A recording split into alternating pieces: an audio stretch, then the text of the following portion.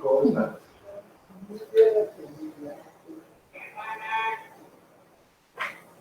Vende.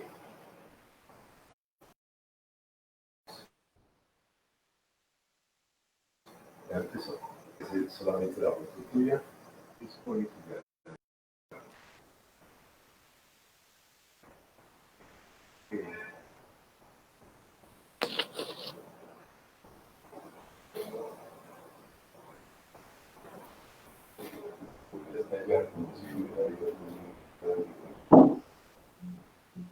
Buenas noches con todos. Mi nombre es Mónica Suárez Uriburu, soy miembro de la Asociación de Estudios de Arte y Paisaje Rupestre del Perú, ASEAR, y en nombre de nuestra asociación le damos la bienvenida a todas a una nueva reunión del ciclo de conferencias titulado Miércoles Rupestres con ASEAR.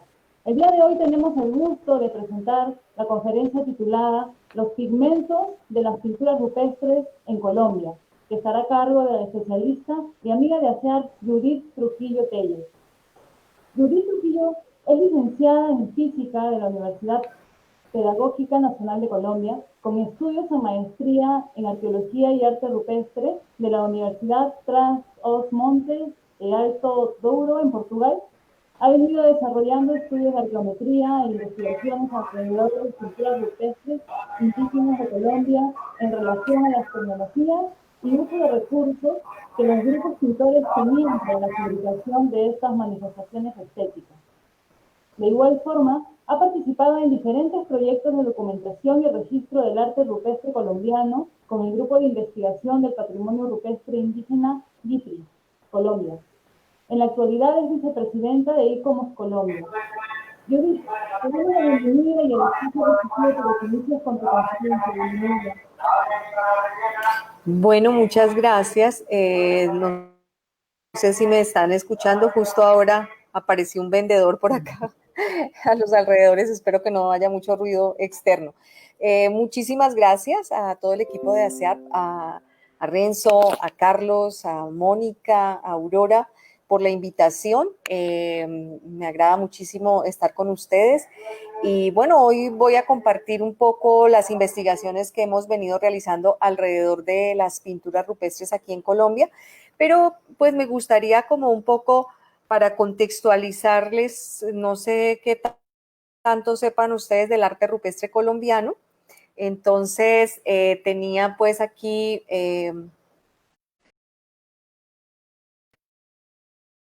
pequeñas muestras de las que hemos hecho, de los sitios que trabajamos, y luego sí entraríamos en materia de los pigmentos, ¿de acuerdo? Esa lupa que nos muestra como en un poco de detalle las pinturas rupestres, que evocan un poco los tipos de estudios que estamos realizando de las pinturas. Entonces, como decían las colegas, los pigmentos de las pinturas rupestres en Colombia es el tema de la investigación.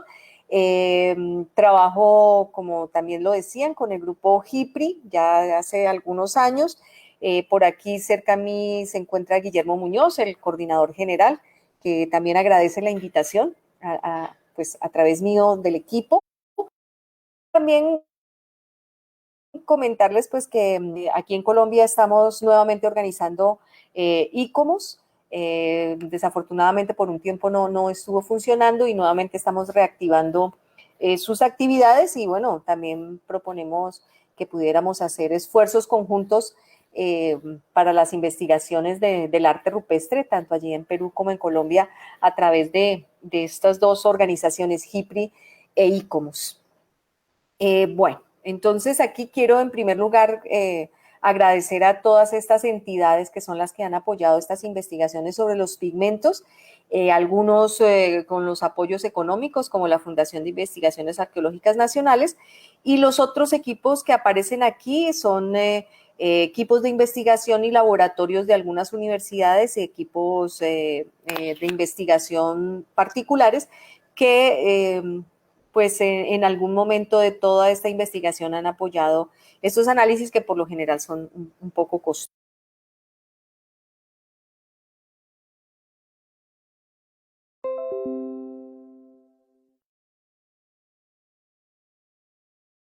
Es uno de los problemas fundamentales metales. ¿Me escuchan? ¿Sí? Es que Sí, sí, abrieron está tal vez un micrófono por ahí.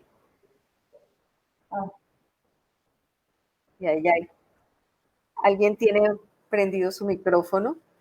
Bueno, ok, perfecto. Aquí un acercamiento para que ustedes observen el punteo del instrumento con que se fue haciendo el surco, ¿de acuerdo? Y de la manera como nosotros detectamos que son intervenciones antrópicas por el uso de los instrumentos y el trazo que deja que se evidencia pues que es un instrumento de piedra y no un instrumento metálico. Aquí algunas otras muestras para ver el tipo de incisiones que se hacen y el tipo de figuras, ¿de acuerdo? Todas rocas sedimentarias, cuarzoarenitas, areniscas, y el tipo de representaciones que tenemos. Representaciones antroposomorfas. Los petroglifos aparecen en las paredes y en las partes superiores de las rocas, o a veces incluso en todos los costados. La transcripción de ella para que ustedes observen. Esta parte central es la parte superior, parece como una especie de pirámide, y los dibujos se bifurcan en todas las caras de la roca. También tenemos esto que lo hemos asociado al arte rupestre, que son sitios de afiladores de herramientas. Vemos aquí los surcos en donde se afilan instrumentos que bien pueden ser de piedra o de madera, y sitios de afilamiento mucho más extensos o recipientes de agua para poder hacer los afilamientos, o también podrían ser maceradores. Encontramos otra cosa muy representativa de los grabados, que son las cúpulas en distintos tipos de rocas y tamaños. La manera como medimos las profundidades, y también las pinturas. En las pinturas encontramos distintas técnicas de pintar y distintos tipos de pigmentos, de coloraciones más bien, y de trazos y técnicas para pintar que pueden ser con pinceles o algunas dactilares. Distintas representaciones. Aquí unos trazos muy delgados que parecen ser que se hubiese utilizado un terrón directo del material, del pigmento. Encontramos en rocas aisladas las representaciones, sobre todo en las paredes de las rocas, o en algunas oquedades como esta, con distintas tonalidades, e incluso ustedes pueden observar que estas representaciones se encuentran apenas en una parte muy pequeñita de toda esta roca, observando aquí que habría podido ser un panel muy interesante de pintar, pero que finalmente decidieron no hacerlo. Distintas representaciones. Estas para mostrarles un poco el tipo de pinceles e instrumentos muy delgados que utilizaban para pintar. Algunos de los deterioros que se presentan en las paredes, también en farallones, y encontramos pinturas blancas, que es lo que más se encuentra aquí en Colombia, y muy pocas cosas hemos encontrado en pintura negra. Bueno, ya pasando al tema de los estudios de los pigmentos, pues digamos que eso se enmarca en los estudios que se denominan estudios arqueométricos, que es utilizar ciertas técnicas analíticas que nos ayudan a ver las composiciones químicas y ciertos tipos también físicos que se pueden hacer a las pinturas. Este trabajo lo hemos desarrollado especialmente en 3 zonas del país: 2 en las cercanías de Bogotá, en lo que llamamos la Sabana de Bogotá, 1 en el Parque Ecológico La Poma, en un pueblo que se denomina Suacha, entre Suacha y Cibaté, nombres bastante muiscas, y otro sitio muy cercano, que tal vez nuestro colega Carlos estuvo con nosotros allá, ya no lo recuerdo. Ah, sí, claro, Carlos estuvo en nuestro seminario anual de arte rupestre que hacemos precisamente en este parque arqueológico, y que cuenta con unas formaciones, unos afloramientos rocosos muy interesantes y que todos ellos tienen pinturas rupestres. Estos dos sitios se encuentran más o menos a 2.600 metros sobre el nivel del mar y últimamente hemos trabajado aquí en la zona del Orinoco, inicios también del Amazonas, los llanos orientales, como los llamamos aquí en Colombia, y que están las pinturas en una serranía que se denomina la Serranía de la Lindosa, a 200 metros sobre el nivel del mar, en 3 sitios específicos que se denominan Nuevo Tolima, Cerro Pinturas y el Raudal del Guayabero. Bueno, entonces aquí para mostrarles un poco, está en la parte derecha el parque, ¿cierto? El mapa y algunas de sus formaciones geológicas. En el parque encontramos 60 murales con pinturas rupestres y en la parte de Suacha Cibaté encontramos en las cercanías de los sitios donde hicimos los análisis más o menos unas 44 rocas. Este es el mapa geológico de la zona amazónica, selvática.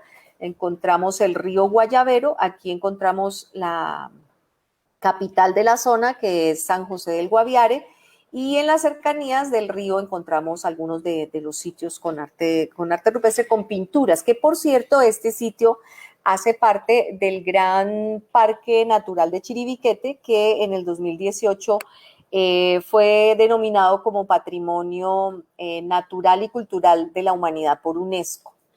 Entonces nosotros empezamos a hacer los análisis y los estudios de esos sitios. Para contarles un poco los estudios arqueológicos en las zonas, en los abrigos rocosos de Tequendama, encontramos una secuencia estratigráfica bien definida desde más o menos 10.000 años antes del presente, estudios realizados por Gonzalo Correal y Tomás van der Hamen, digamos en 1970. Es uno de los sitios pues, más importantes pues, porque encontramos esas secuencias de todos estos periodos e incluso pues también con otras investigaciones se han encontrado ocupaciones en la zona hasta la llegada de la conquista española. Y desafortunadamente, como en todos los sitios de Colombia, no tenemos ni dataciones absolutas ni relativas de estas pinturas. Para el lado de Facatativá, es un sitio muy nombrado en la crónica, pues hay historias precisamente de un cacique que es capturado allí, asesinado, y pues entra al control de los conquistadores en la zona. Y se han hecho algunas investigaciones en 1953, algunos trabajos arqueológicos sin encontrar muchas cosas. Se pensaba que ya que era tan nombrado en las crónicas de Indias, debían existir evidencias de ocupaciones tardías, pero no se han encontrado. Más bien se han encontrado periodos anteriores al Muisca, que son los grupos que estaban habitando aquí el altiplano a la llegada de los españoles. Estos grupos se les ha denominado periodos precerámicos, el periodo Herrera de unos 3.000 antes del presente aproximadamente. No existen fechas absolutas y últimamente también se hicieron algunas investigaciones en el 2014 encontrando un piso de piedra asociado también a esta época. Bueno, con respecto a la Serranía de la Lindosa, también encontramos una periodización muy semejante desde los 10.000 hasta los 2.500 antes del presente por el mismo investigador Gonzalo Correal. En los estudios geológicos, digamos que son los que ahora se están realizando para asociar un poco estas zonas de serranía con las pinturas rupestres. También se encontraron sitios con instrumentos líticos, desechos de talla, muy cerca a un puerto fluvial y todos estos instrumentos asociados a la pesca. Tampoco tenemos unas dataciones ni relativas ni absolutas del arte rupestre de la zona. Bueno, entonces este es uno de los sitios analizados aquí en el altiplano, es el que queda en Suacha, entre Suacha y Cibaté. Como ustedes pueden observar, existe un gran deterioro, digamos, por efectos naturales, químicos, físicos y biológicos que han venido deteriorando las pinturas. Aquí en la parte de abajo se encuentra la transcripción de los dibujos que aparecen allí. Ustedes pueden observar que son representaciones bastante abstractas, no fáciles de identificar personas o animales, algunas representaciones que podrían ser zoomorfas, algunas antropomorfas, pero en general son representaciones bastante abstractas. Aquí un acercamiento mayor al sitio. Como ustedes observan, aparecen unas concreciones y eflorescencias que han venido deteriorando las pinturas, pero que también podrían en algún momento servir para hacer alguna datación relativa de estos carbonatos de calcio que se han ido formando por encima de las pinturas. Este es el otro sitio, el parque arqueológico que les comentaba, son este tipo de afloramientos y en muchas de las paredes de estos afloramientos están las pinturas.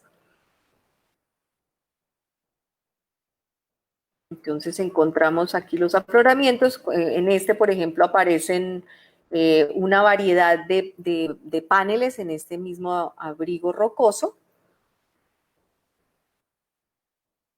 Y estos son el tipo de representaciones que encontramos en esta zona. Con respecto a la Serranía de la Lindosa, aquí ya digamos que la estética cambia un poco.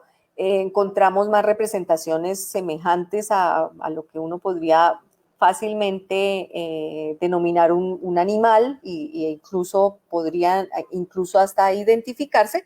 Son, bueno, cuando nuestro trabajo se había desarrollado, sobre todo aquí en el altiplano, los murales son, para nosotros extensos, eran, no sé, 20 metros ya era un mural muy grande, pero estos de la Serranía de la Lindosa son murales que pueden tener 150 metros de ancho, una cuadra y media más o menos de dibujos y a veces en algunos sitios dan alturas de 30 metros, ¿de acuerdo? De pinturas, pues de verdad fantásticas. Aquí otro de los sitios, allí en la Serranía de la Lindosa, esta fotografía quiero comentarla porque esta zona ha sido la zona de conflicto, primero una zona en donde el conflicto armado se desarrolló, estaban los cultivos de la coca, estaba la guerrilla, pero que de alguna manera estos procesos habían evitado el deterioro por efectos antrópicos y pues la foto es muy especial porque, no sé, después de tal vez 50 años, nunca había podido la policía entrar tranquilamente a la zona. Era la primera vez, esto es en el 2018, que logran nuevamente poder entrar uniformados a la zona. En los procesos de paz, obviamente, ahora esto se complicó con la gente que está en el poder, con nuestro presidente actual y bueno, ni idea si estos procesos de paz vayan a continuar. Aquí algunas de las representaciones, como ustedes pueden observar aquí, sí hay unas representaciones mucho más cercanas a lo humano, pero pues también representaciones muy extrañas que aparecen en el lugar. Este es otro de los sitios. Este se encuentra más o menos a nivel de la llanura, por allá a unos 200 metros de altura, o sea, un difícil acceso para llegar hasta este panel. Y estos son otros de los sitios más cercanos al río Guayabero.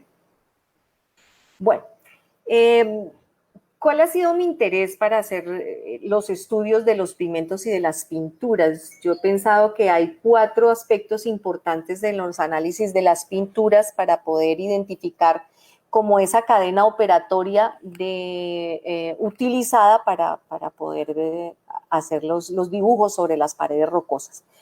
En primer lugar, pues pensar en cuáles son las materias primas, ¿cierto?, utilizadas, cuáles podrían ser las posibles materias primas utilizadas, cuál es su composición química y mineralógica, bueno, en mineralógica lo digo porque ya efectivamente, pues esos son los datos que hemos encontrado, que es una composición inorgánica y no hemos encontrado ninguna evidencia de alguna traza orgánica en la composición.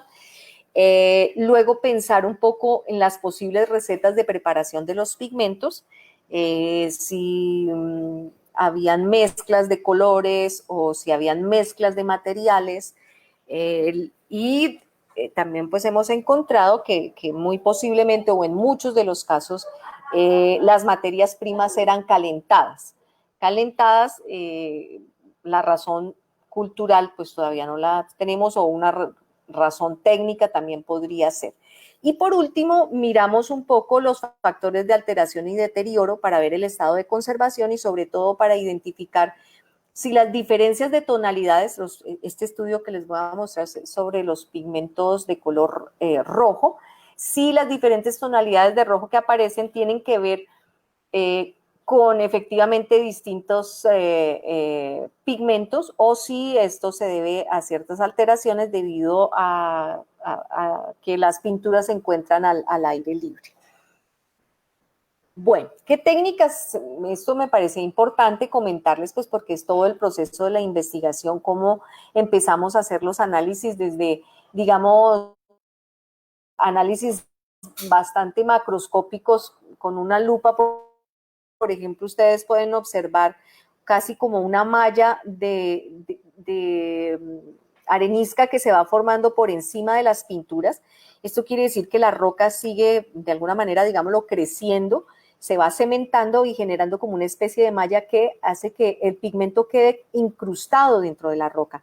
Y tal vez, por lo menos para este tiempo, eso hace que el pigmento quede como guardado, casi como si se hubiera puesto una especie de esmalte encima y queda encapsulado.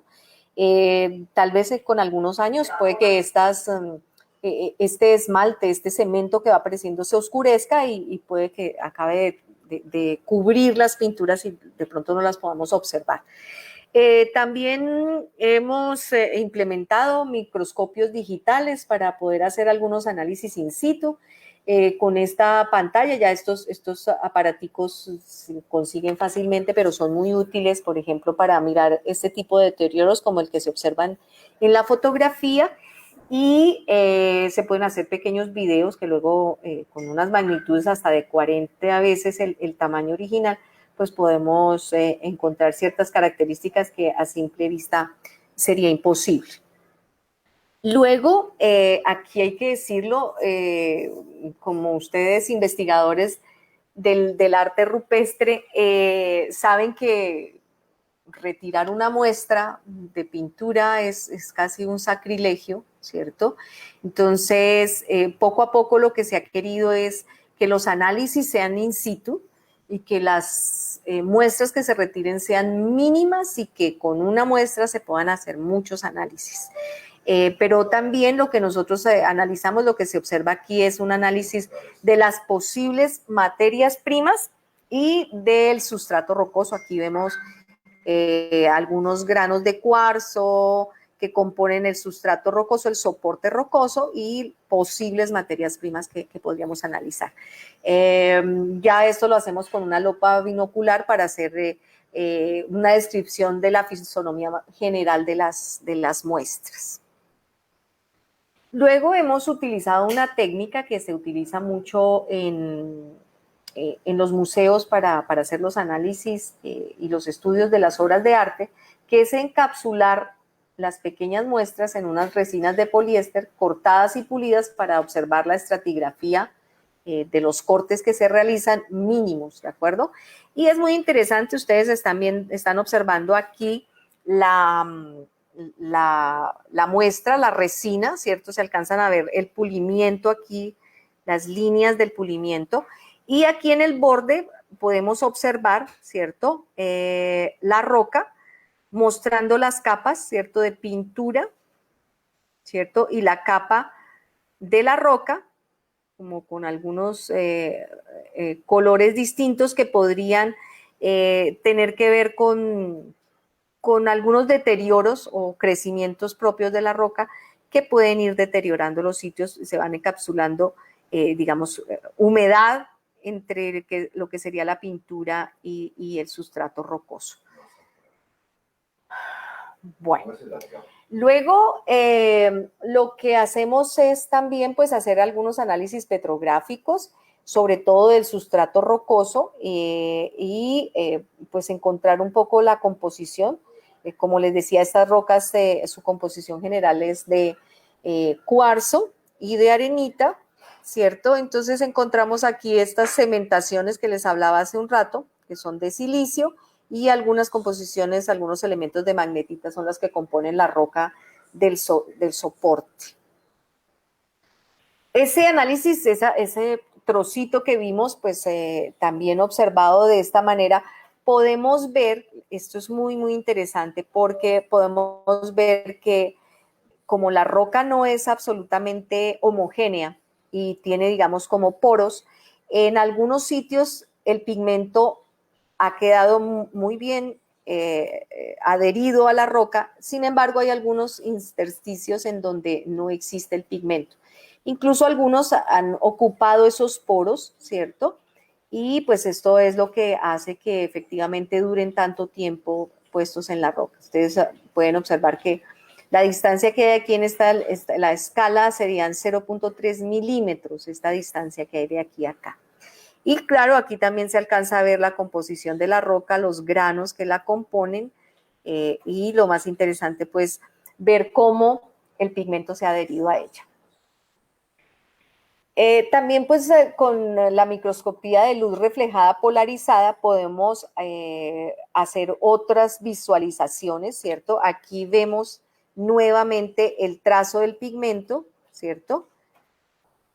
Y algunos elementos, la arenisca y los cuarzos, este tiene una longitud aquí de 0.1 milímetros, dándonos un mayor acercamiento para poder hacer estos análisis.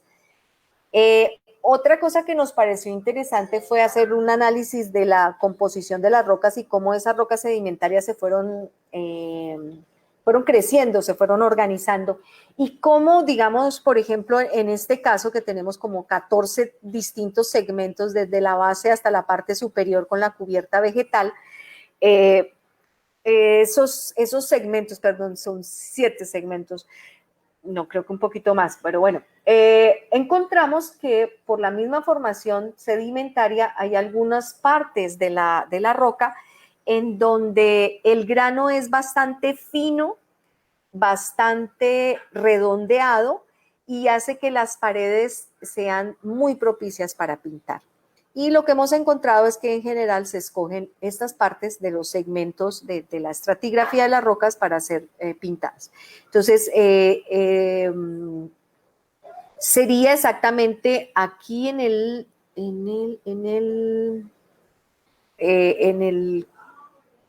segmento cuarto, no mentiras, estoy diciendo mentiras, es aquí en esta parte, en el segmento 5, cuarzo arenita muy bien cementada, ¿de acuerdo? Redondeada y bastante blanca, en donde se aplican los pigmentos para hacer las pinturas. Bueno, otros análisis que hemos empezado a hacer con la colaboración del profesor Tomás Kramer y su equipo de investigación de geología es hacer análisis in situ.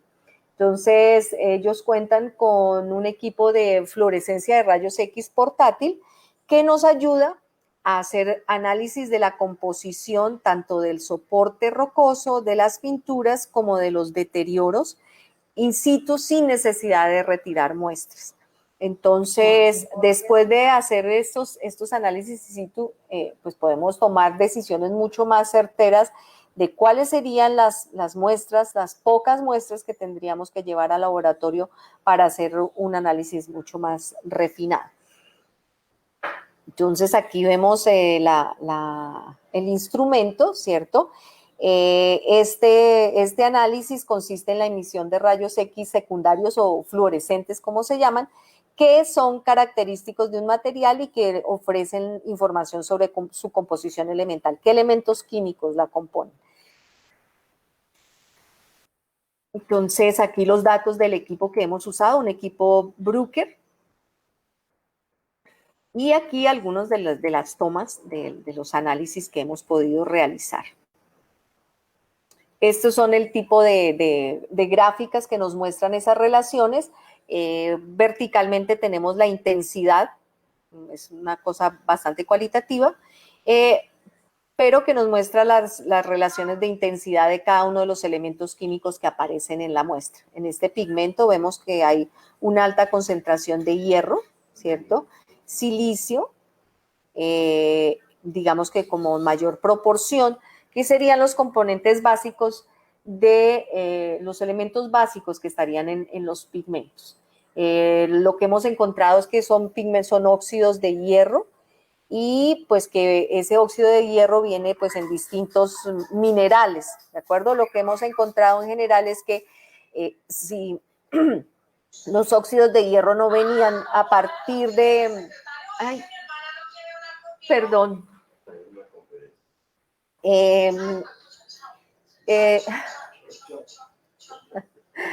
Entonces, tenemos que ese óxido de hierro puede venir en distintos minerales. Lo que hemos encontrado es que si se obtiene muy fino, es muy difícil de utilizar como única materia prima para pintar, para hacer los pigmentos. Y lo que hemos encontrado es que ayuda muchísimo a hacer una mezcla con arcilla, con minerales arcillosos, y también hemos encontrado que por lo general lo que escogían era precisamente los minerales arcillosos con una alta cantidad de hierro como materia prima para hacer los pigmentos. Aquí, bueno, entonces los distintos sitios donde vamos haciendo los análisis para recoger la información y poder tomar las decisiones que les decía. Luego de eso, de pensar un poco en quiénes podrían ser las materias primas, pues lo que empezamos a hacer fueron como radios de acción para encontrar esos posibles minerales en donde estuvieran esos óxidos de hierro. Y como les decía, escogimos como materia prima fundamental las arcillas. Recogimos ciertas muestras de los alrededores, fuimos ampliando esos campos de acción y encontrando distintos minerales en donde podíamos encontrar los óxidos de hierro. Hicimos análisis de esos pigmentos, de los pigmentos de las pinturas, y generamos nosotros mismos unos pigmentos con estas materias primas. Entonces hicimos una especie de arqueología experimental. Claro que no lo hemos hecho, digamos, teniendo en cuenta las técnicas que posiblemente pudieron tener los grupos pintores, las culturas de los pueblos pintores, los grupos que hicieron las pinturas, pero sí siguiendo un poco la idea de que pudieran ser esos materiales los que daban la fuente para encontrar los óxidos de hierro. Esta decisión, ¿cierto?, de pensar en los minerales arcillosos tiene que ver con los primeros análisis que hicimos, que encontramos que efectivamente era la composición más importante de los pigmentos y que algunos de ellos en los análisis resultaban haber sido calentados. Y con esa premisa empezamos a hacer algunos trabajos de laboratorio. Y recogimos esas materias primas, hicimos un calentamiento mezclado en agua, ¿de acuerdo? ¿Por qué en agua? Porque de esa manera, al calentar, se nos da una decantación de los materiales más gruesos y los más finos quedan en la superficie del agua, que son los que podemos recoger. Este procedimiento de calentar, dejar hervir el agua por mucho tiempo, hace que los elementos pesados caigan y los livianos queden en la superficie. Luego de varias veces, 3, 4 veces que hicimos este procedimiento, poco a poco fuimos obteniendo el grano muy fino del tamaño de una arcilla, y ese fue el que utilizamos como materia prima para aplicarlo en distintos sustratos rocosos. Y luego hicimos el análisis de fluorescencia de rayos X para comparar con los pigmentos reales y los pigmentos sintéticos. Entonces aquí ustedes ven con la barra azul son los pigmentos sintéticos puros sin aplicarse en ninguna roca, que es este que tenemos acá, y las otras son los pigmentos creados en laboratorio aplicados en distintas rocas. Como ustedes observan, la roca 1, que es una roca arenisca, es la que tiene una mayor concentración de hierro en comparación con las otras rocas. Entonces, la adherencia allí también es muy importante. Entonces, pues ese procedimiento, digamos que lo organizamos pensando en hacer una hidratación, ¿cierto?, de la materia prima, un calentamiento, una decantación luego la separación de los componentes y luego la aplicación. Digamos que ese sería como el proceso que pensamos pudieron tener. Ahora, los recipientes que se pudieron utilizar, el tipo de hornos que también pudieron utilizar, pues no tenemos la posibilidad de pensarlo exactamente, pues porque la cronología del arte rupestre no está asociada desafortunadamente aquí a ningún grupo o a algún periodo. Entonces, ese es como uno de los procesos que queremos hacer, pensar en distintos periodos, en periodos cazadores-recolectores, por ejemplo, cómo habrían podido hacer este procedimiento de calentamiento y decantación, qué tipo de recipientes se podían utilizar para hacer estos procesos, qué tipo de hornos u hogueras, ¿cierto? ¿Cuál es el tipo de calentamiento que se puede dar con una simple hoguera o con un horno? Obtenemos la temperatura necesaria para poder subir a una temperatura de 500, 600 grados centígrados, que es lo que nosotros hemos encontrado con los resultados de los análisis. Entonces, pues son pruebas que, digamos, tenemos que hacer en un futuro cercano.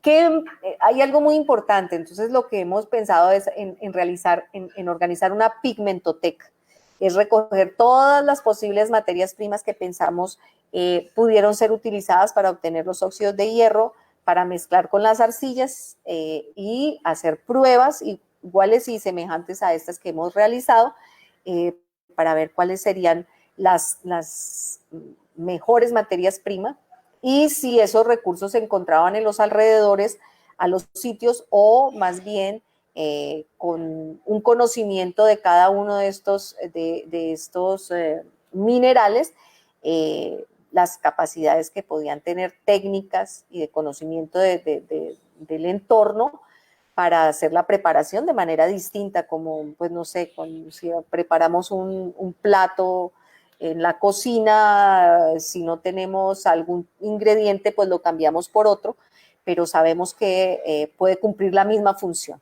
Entonces, en ese proceso también estamos. Otro de los análisis elementales, es decir, de la composición química de los pigmentos, utilizamos la microscopía electrónica de barrido como complementaria a la fluorescencia de rayos X. ¿Por qué? Porque, bueno, allí también nos da los elementos químicos que componen la muestra, pero también porque nos da una morfología, una topografía de la muestra de manera, pues, muy certera, ¿cierto? Con unos aumentos bastante grandes para ver los granos del pigmento como podrían ser. Estos dos análisis pues se complementan para darnos una información muy importante de los elementos químicos que aparecen y cómo luego se pueden organizar para darnos una estructura molecular. Otra técnica que hemos utilizado es la microsonda, también con el microscopio electrónico de barrido. Lo que se hace es que se escoge una parte muy pequeñita, como ustedes observan, 20 micrómetros, se analiza, ¿cierto? Esta pequeña superficie, se hace un mapeo. Esos mapeos pueden durar, no sé, 2, 3, 4 horas, dependiendo del refinamiento que uno quiera tener, a veces hasta un día, para identificar todos los elementos químicos que se encuentran en esta parte. Y de esa manera, pues, podemos entender un poco más qué sucede. Entonces, aquí vemos el pigmento, ese es lo que se encuentra dentro del cuadro rojo, y aquí nos muestra en distintas partes los otros tipos de materiales que aparecen. Esto hace parte de la roca, ¿de acuerdo? Y los otros colores por convenciones pues nos van dando cierto tipo de elementos químicos que aparecen y sus concentraciones. Aquí más cercano el análisis, ¿cierto?, de la muestra. Y podemos observar el análisis del hierro, ¿de acuerdo?, que se muestra en cada una de las partes de la zona analizada, haciéndose ese mapeo que se hace con la microsonda. Bueno, también se puede hacer la fluorescencia de rayos X en el laboratorio. Sin embargo, esta técnica, la verdad, no es aconsejable para el arte rupestre. Esta técnica la utilizamos sobre todo para pensar en la composición de la roca y en la composición de las posibles materias primas, porque la cantidad de muestra que se necesita es muy grande y la verdad no se podría tomar una muestra para hacer esos análisis, pero digamos que sí nos sirve para pensar un poco las materias primas y hacer algunos análisis en relación a los soportes rocosos. ¿Por qué esto? Porque en general la composición de las rocas areniscas de los pigmentos tiene los mismos elementos químicos. Entonces eso puede crear ciertas confusiones porque al hacer los análisis, si los dos elementos tienen la misma composición, pues puede generar confusión. Entonces por eso es importante poder identificar esas estructuras, la cantidad de cada uno de esos elementos para mirar luego las estructuras cristalinas de ellos de manera independiente. Aquí, bueno, vemos algunos de los análisis que se realizaron comparando, ¿cierto? Los pigmentos que nosotros obtuvimos de las materias primas, por ejemplo, y analizadas en relación, digamos, a óxidos de hierro puros. Cómo se comportan esos materias primas organizadas después del proceso que les mostré en relación a unos óxidos de hierro más puros. Se comportan, digamos, de la misma manera, solo que las intensidades en los picos de cada uno de los elementos varían. Bueno, luego entonces, ¿qué tipo de análisis ya del estructurales, es decir, como de la formación de las moléculas? Utilizamos la espectrometría infrarroja para hacer esos análisis. Estos se aplican rayos infrarrojos que interactúan con la materia a la misma frecuencia con que las moléculas vibran y esto logra registrarse, son digamos como huellas digitales de los materiales que nos brinda pues información de su composición molecular. Aquí ustedes están observando el análisis de una posible materia prima que se encontraba a la base de una de las rocas donde están las pinturas rupestres, la composición bastante alta de cadolinita con mucha humedad, ¿cierto? Vemos aquí la cantidad de humedad y los aluminosilicatos y picos, digamos, sobresalientes de característicos de los minerales arcillosos. Otra técnica que se utiliza es la de los análisis de difracción de rayos X. Tampoco nos ha funcionado para los análisis de las pinturas rupestres, porque es un análisis que penetra bastante, bueno, milésimas, micro distancias, pero que a nosotros sí nos afecta porque cuando hacemos los análisis, al final estamos analizando el sustrato rocoso y no el pigmento. Entonces, tampoco aconsejable esta técnica para las pinturas rupestres, pero sí para los análisis de los soportes rocosos o de las eflorescencias o tipos de deterioros que pueda tenerse en las paredes de las pinturas. Aquí, bueno, se intentaron, como ven, hicimos intentos de hacer análisis de los pigmentos, pero nunca logramos tener un buen resultado. Las muestras de cada una de esas estructuras son muy débiles, muy débiles y no alcanzamos a identificar si lo que estamos midiendo es la estructura molecular de la roca o del pigmento.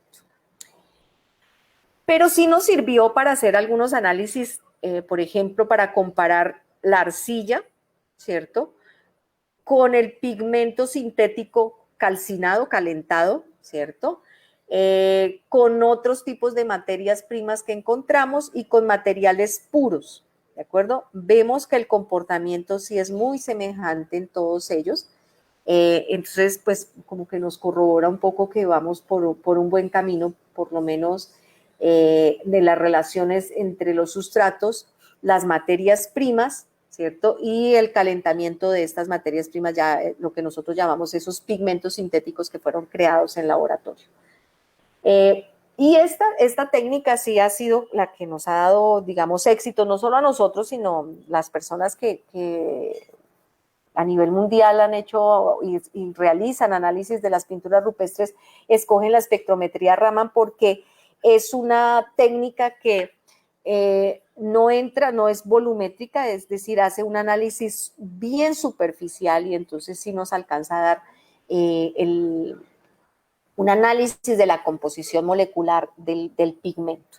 Funciona como la espectrometría infrarroja, también ya no es infrarrojo la luz que hacemos interactuar con los materiales, sino son rayos láser, una luz en una sola dirección, que también entra a vibrar de la misma manera como la estructura molecular del material lo hace, y por eso podemos identificar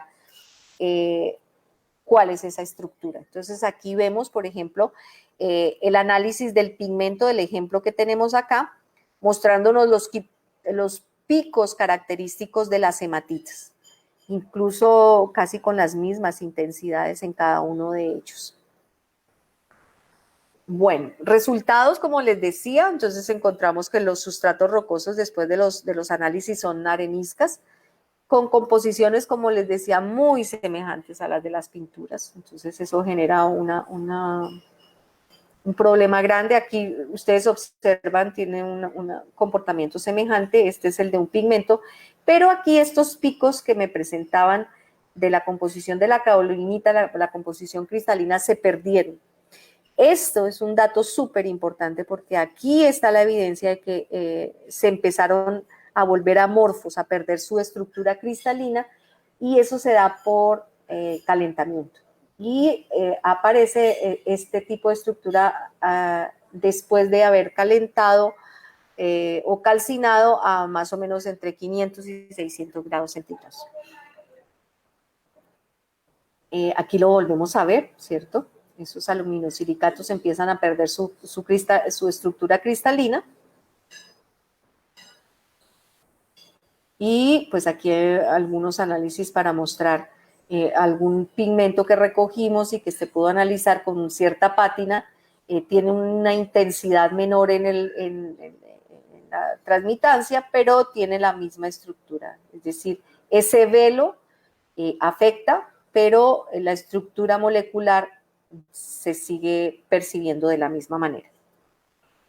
Aquí este pigmento es otro pigmento, fíjense que él sí no perdió esa estructura, quiere decir que este pigmento fue utilizado de manera directa, no fue calcinado para ser aplicado, sino que fue aplicado de manera directa. Este valor, este porcentaje es muy alto, quiere decir que la coloración, la cantidad de hierro que tenía era bastante alta, y entonces por eso un color muy intenso, y seguramente por eso no tuvieron la necesidad de calentarlo, sino que fue aplicado de esa manera, que esa puede ser otra de las razones del calentamiento. Obtener una pigmentación mucho más roja, digámoslo de esa manera, con más hierro, que sean óxidos de hierros, que sean hematites, y no sean hidróxidos, es decir, que sean goetitas que tienen unos colores un poco más hacia el naranja que hacia el rojo. Aquí comparamos los pigmentos con la materia prima, fíjense que tienen una estructura semejante a la materia prima que analizamos con ese pigmento que no fue calentado, sino aplicado de manera directa. Aquí volvemos a mirar desde otro sitio. Aquí vemos que aparecen estos picos de acá, nos muestran que hay material orgánico, pero es muy seguramente porque dentro de la roca hay mucha humedad, y alcanzamos a ver aquí como una especie de alga, que sería lo que estaría analizándose en esa parte como material orgánico. Bueno, análisis distintos, comparando pigmentos con el sustrato. Y bueno, creo que eso es todo. Creo que me tomé el tiempo de más. Aquí todo el equipo de la gente que ha colaborado. Y ahora sí, pues muchas gracias, y quedo aquí pendiente para las preguntas que tengan. Muchas gracias, Judith. Bueno, quiero felicitarte primero por este aporte tan importante, este panorama de las técnicas arqueométricas para lo que son pinturas rupestres. Me ha parecido realmente fascinante. Bueno, las imágenes que nos han mostrado de la pintura de Serranía La Lindosa realmente me han dejado impresionada, muy hermosas, y los trabajos que están haciendo, ¿no? Realmente este trabajo de experimentación que están haciendo también con las arcillas y con hidratar y luego calentar y decantar, y realmente es pues un aporte muy importante, ¿no? Si se llega a armar una pigmentoteca, como menciona, pues también, ¿no?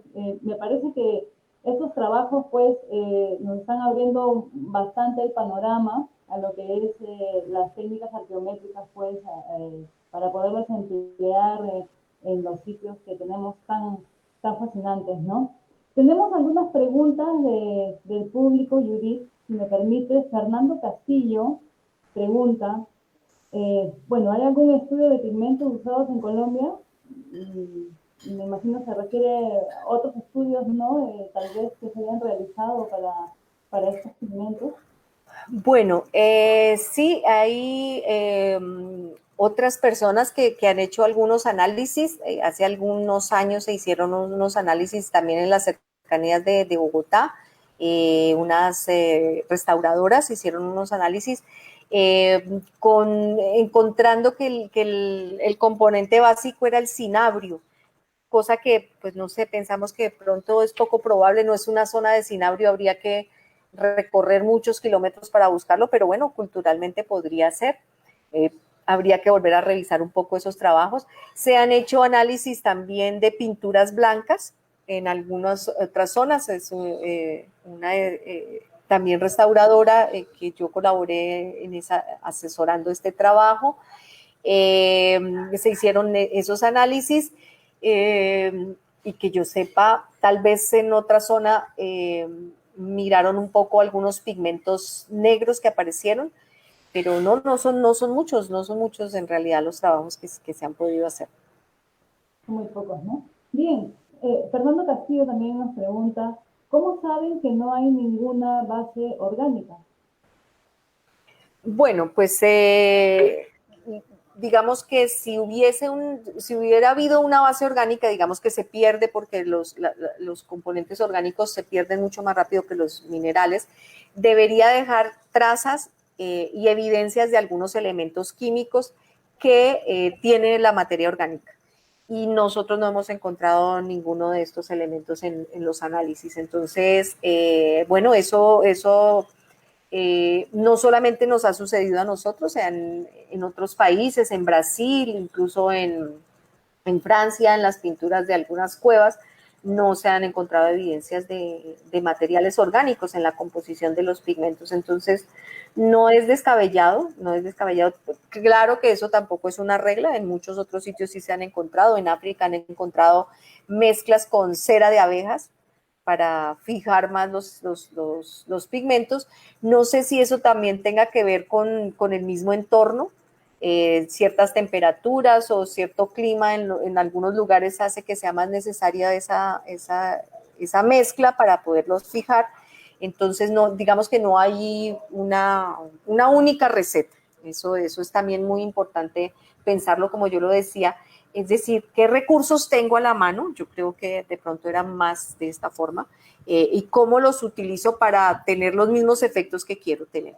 Entonces, creo que eso también hace muy interesante un grupo, una cultura, ¿cierto?, que conoce su entorno, aunque bueno, también, digamos, culturalmente podría necesitarse ir, no sé, kilómetros para encontrar cierto tipo de material que es el que se necesita para hacer ciertas pinturas. Eso también podría suceder, pero lo que yo he visto, de lo que hemos analizado, es que hay mucho conocimiento del entorno y de los materiales alrededor, y con ellos pueden trabajar sin necesidad de ir solo a un sitio muy específico para encontrarlos.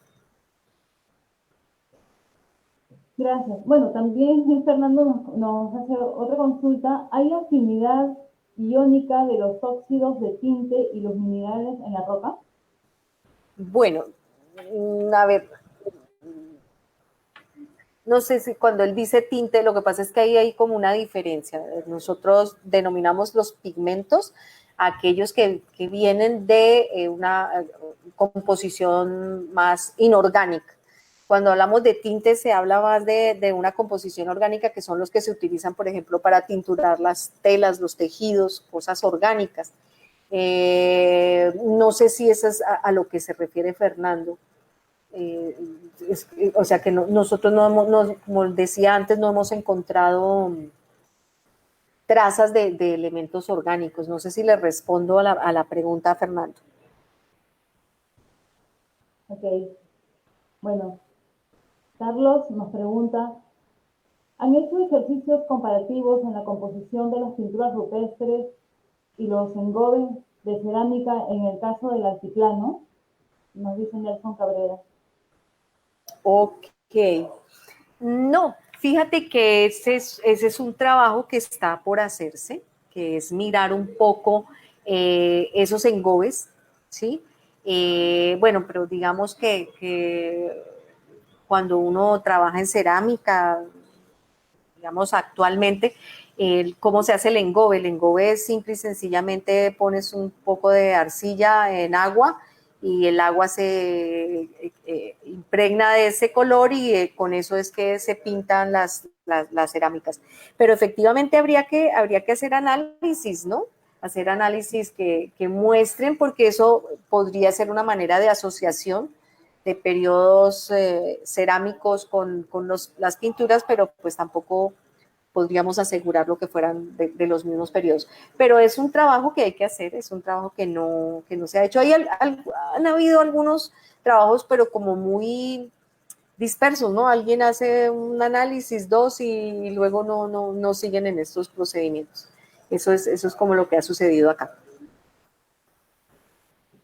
Ok, Judith, hay una consulta que tengo sobre los trabajos que se vienen realizando para fechados de pinturas.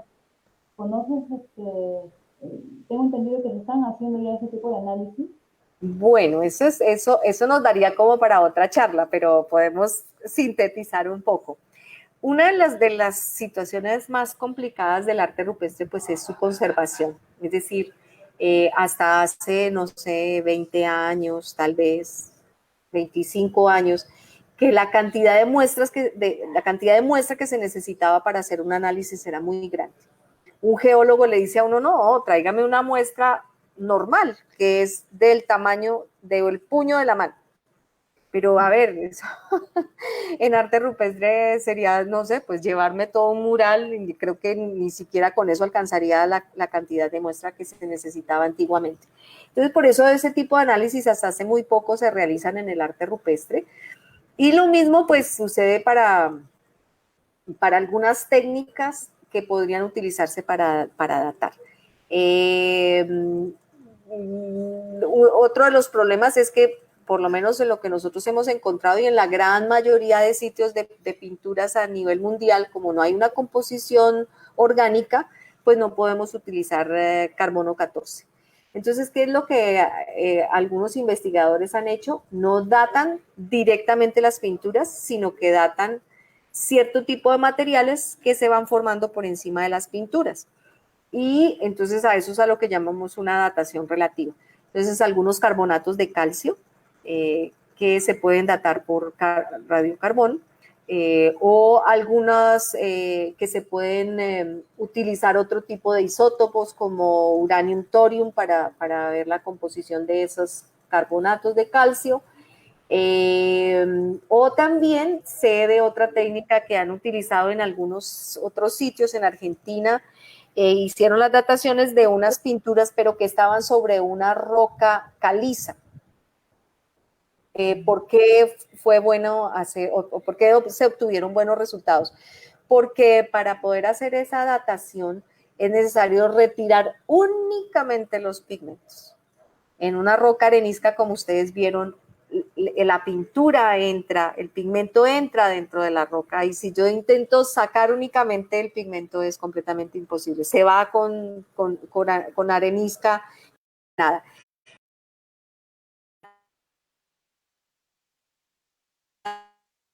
Del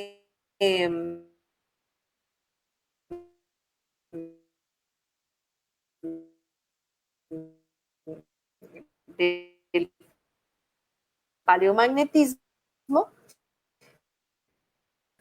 que significa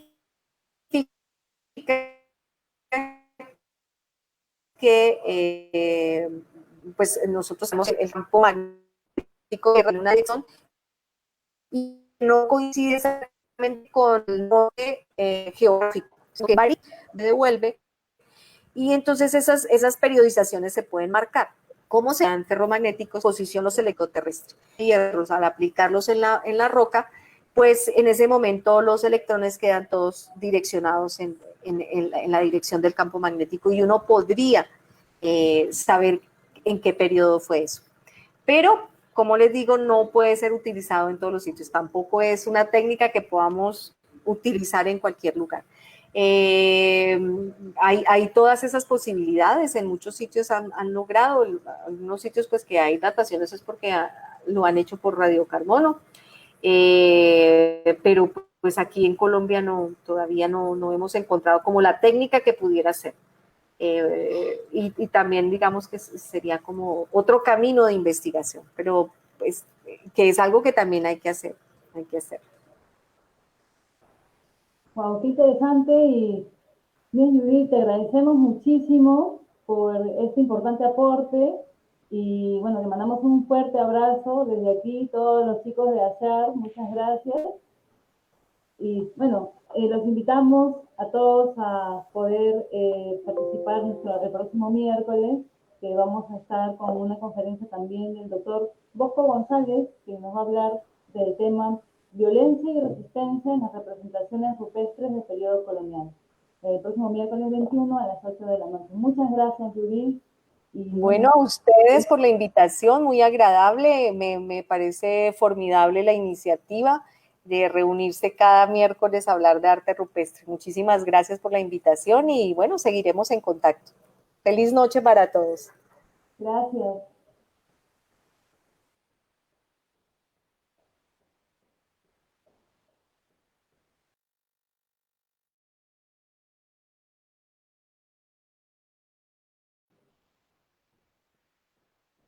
Aurora, ¿estás ahí? Hola.